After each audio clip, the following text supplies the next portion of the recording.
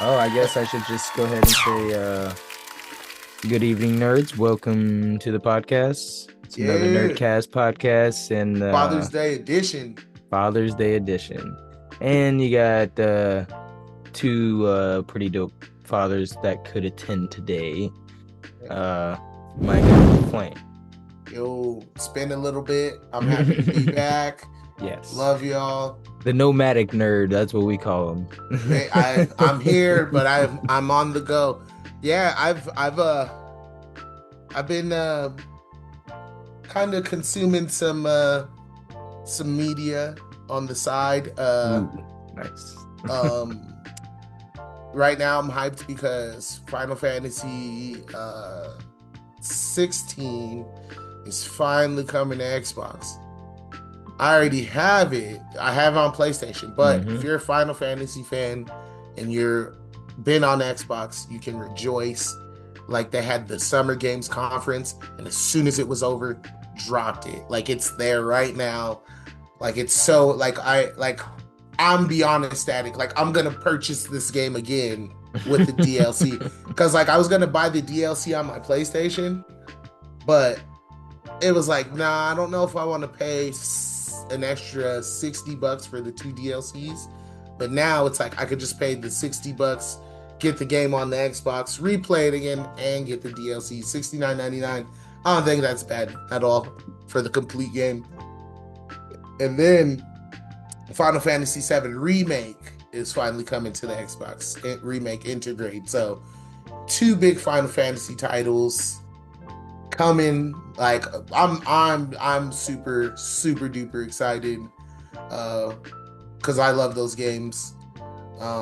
Yeah, that's one thing I've just it's been in my brain all day. I'm just like, yeah, dude, let's go. Nice, nice. I mean, for video games, honestly, I've kind of talked myself up on that Mafia game that's coming out in August, September. Okay, you talking Old Country? Yeah, Old Country. I'm not big on the series, but I can't remember which one I played the entire game of. I did love it though. I mean, I love those Mafia style games, but I didn't play all the whole series. I only played one game, and I liked it. But I like the way this one is looking, so I'm looking forward to that. And obviously, we mentioned it before. Ghost of Tsushima. Yeah, Yokai or Yote.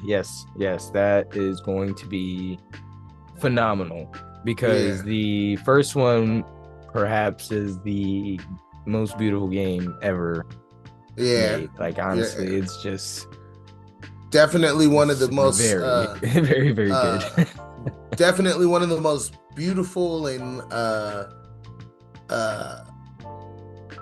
I would say addictive. Like overworld. Yeah, like the overworld was very like I liked the flowers. Like just it was just a beautiful game. Like and then every it was also aspect of it had beauty in it. Like just the scenery, not just the scenery and the art style alone, but the story, just combat. The small side quests, like collect going to visit all the places where the foxes are, doing all the haiku locations and things like that. Like the game is just so beautiful, and there's no way this next one isn't going to be equally or better. I agree. It's like even if you just gave us more of that, that's okay. That's how good the game is. That's kind of what we want. Just expand if you want. But if you got something else to show us, let's go. I feel like that. I feel like that's what most games like. I feel like that's where like. So for me, it's like I feel like that's where most games fail because it's like, oh, we gotta overhaul the system. It's like, no, you don't. No, who tell told us a beautiful story? Be you. Just be. That's the thing. I feel like a lot of games don't try to have an identity. Really. Yeah. They think like Call of Duty, for instance. They think like Call of Duty is their identity. Like, no, your identity now is the pay to play. That's your identity. That's why I liked. That's why I loved Claire Obscure. That's why that game That game I literally. haven't finished it yet. Like I said, it's a little. Oh, you weren't here when I was talking about it, but it's such a beautiful game. But my ADD, ass just it's a little bit too melancholy for me. So like I do lose myself, and I have to walk away because the dark sceneries. I get immersed, and I feel like I'm in it. I'm like, okay, I gotta walk away. Like I gotta see the light. Yeah, Like, but yeah. it's one of the it's up there with Ghost of Tsushima and beauty and the story alone. Like I have to finish it because the story is compelling. That's the word. What act are you in? I'm in Act 2. Yeah. So I haven't been very far, but I did a big dent one week when I went on vacation for a honeymoon, or not honeymoon, our anniversary. Yeah. So yeah, I did some work on it, and I hadn't really played it since. The crazy thing, yeah. thing about that game is they made the Final Fantasy that fans have been waiting for. Like it's crazy to say. That's Like what it reminds me of. I was telling my buddy he's mad at every RPG that comes out now because he's a turn-based like zealot. So, yes, me too. So like he hates too. games that don't have turn-based. Me too. That's so funny. Like, dude, I tell him I'm like I love them both. I love both ways. I've been trying to get him on the podcast forever. Like, I think he should be a part. He's my buddy Zach, one of my best friends in the world. But he just said, I feel like he's a radio guy. He definitely needs to be on a podcast, but he doesn't feel like he is. Yeah. But I'm like, I think where they fall at is they need to give you a choice whether you could do turn based or either free for all slash them. So yeah, like because I like both. I love both. I can see why somebody wouldn't want to play the other, but it doesn't matter to me. That's why Final Fantasy VII Remake was so good, because they had both. Like you could literally slow it down. Like, and I get that, but if we're talking like purist JRPG, most of those are turn based. Like most people. But that's my argument. I'm always like, I don't think the turn based or the non-turn based should be the backbone of the games. It should be just the party and the story should be the backbone of RPGs. Yeah. And a lot of that too is just because like that's what we're used to. So you know what I mean? Like a lot of people, again, it's like we're so set in our ways where it's like you don't want anything else. But again, it's like what could have been if they took this approach with it. Because it really is. It's like it shows like, hey, turn-based can hold up in this world. You just have to add more to it. Because that's what I said. It's like absolutely can. I mean, one of my favorite titles is the Yakuza titles, and that's still turn-based. Yeah. So, like, see, there's no way around it. Yeah. So it's like, but those games again, it's like when you have the extra button prompts, same thing with like Legend of Dragoon. It's like that's all you got to do, and they hit the nail on the head. Because for me, it's like that's the only reason why I can't go back and like I can't play Final Fantasy 1 through 6, just because it's like, okay, at this point, I feel like I'm just navigating through menus. That's all I'm doing. It's like I'm not even playing the game, and I do like it's like I have to play it in parts. It's like even though the games are so old, where it's like I could probably beat Final Fantasy 1 in one day, but it's like the fact that I'm literally just like scrolling through menus, it is a turnoff. That's what it is for me. Like I love both. But that's the reason why I fell in love with the new styles, because I felt like I was just navigating through menus. I was like, no, what? you're I'm not playing. You're not wrong at all, man. Like that's what I tell people. Like there's this sect of RPG fans that like it's like this. It's like they like the tactical part of it, and then there's the other people that are really they like the story. And that's what I'd say. It's like, okay, so if you took away the turn-based combat for Final Fantasy VII, I don't think the game would be as bad as people think, because most of the memorable parts of that game were like from the story. Like when you remember the Sephiroth, that's what it was. Really would, like, we were playing the game to get to the cutscenes and get through like the story. So it's like, yeah, like it's like no, like so like for instance, Final Fantasy 16, it's so divisive in the community because it's pretty much Devil May Cry. It's so good. This is the fork in the road. This is where the blood feud began.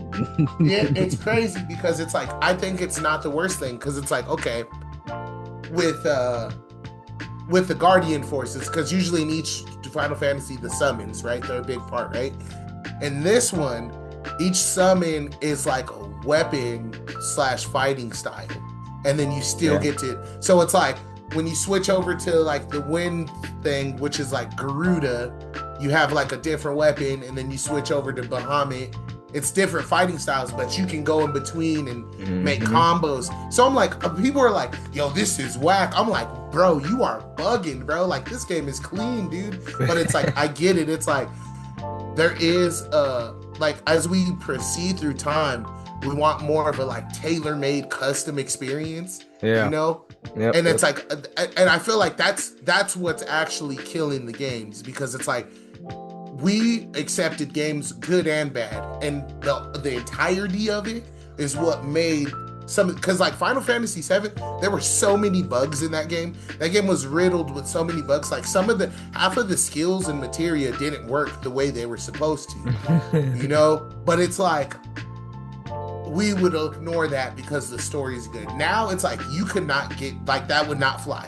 This skill says this. And it's like, that's why, like, for me, it's hard sometimes. It's like I draw the line between listening to a group of people, and it's messed up. What I'll do is, like, I listen to different types of people, right? So, like, if you leave a comment on the review and I can do research about you, I will. And it's fucked, but I will. Because it's like, I have to make sure, like, you're not just saying it because someone else said it. It's like, I'll look at you and just see. And yeah, I'm making a little judgment. So I'm looking at your profile picture, but I'll take the most different review type of people. Yeah. And I'll just be like, okay, this guy is here. This guy's here. This guy's here. It has nothing to do with like their income or just like different lives. This guy's a hiker. This guy plays music. This guy plays basketball. Like, it's different people. What do you guys say? And if it's like, okay, if these guys are saying something similar, because the hardest thing to do nowadays is get people to agree. It's like, okay, there might be something there.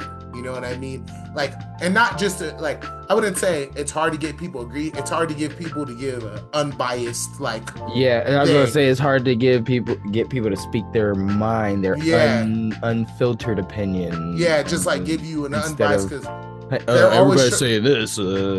Yeah, over the contrarian. Yeah, they're just like, let me not piss everybody off. And it's like, hey, listen, if you having an opinion, especially about games and shit, it's like, if you having an opinion is gonna piss people off, it's like, you should say shit. I encourage you to say it more, because it's like, you're probably hitting the nail on the head.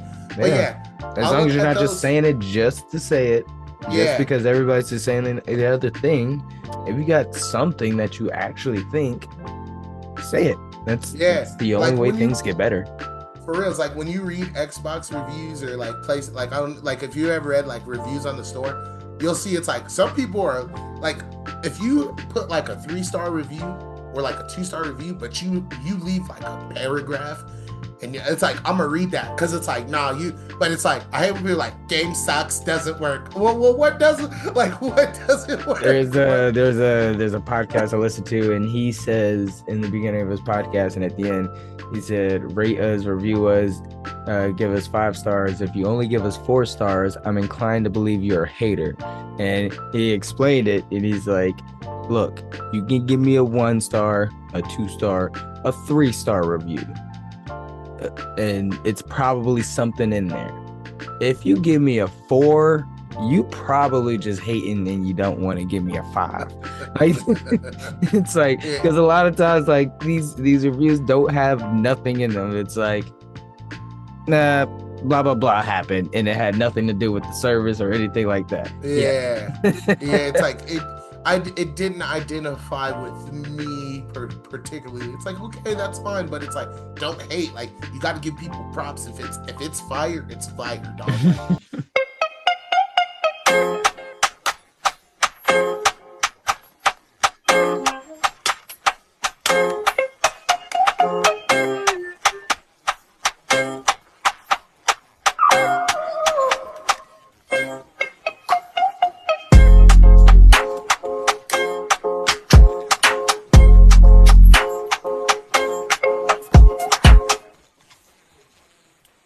all right, we are back.